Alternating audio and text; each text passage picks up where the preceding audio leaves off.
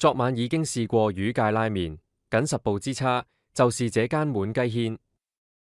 今晚就要試試兩間拉麵店在競爭之下，最終得益者是否就是消費者？已經是傍晚時分，拉麵店出面已經有客人排隊等候入座。相比對面街的真拉麵麵魚店內客人稀疏，景象與昨日剛好相反。其實我對日式鴨肉並沒有太大期望，因為在我心中，潮州的滷水鴨才是最經典的做法，那種以老汁長年累月熬煮出的滋味，鮮香濃郁，幾乎難以被其他料理超越。不過，沒有期望反而沒有失望。我點了這裏的招牌菜鵝肝油蕎麥麵，這碗麵包含3款不同食材：鴨胸、鴨肉以及鵝肝。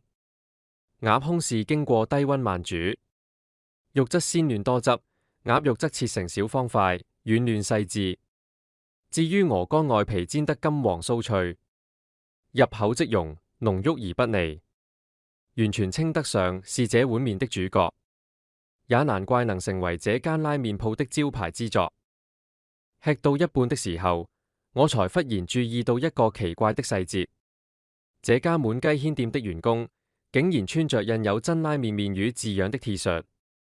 當下覺得有些困惑，心想怎麼會這樣？難道是誤穿了競爭對手的制服？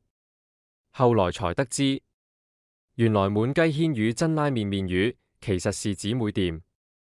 頓時恍然大悟，也覺得自己有點好笑。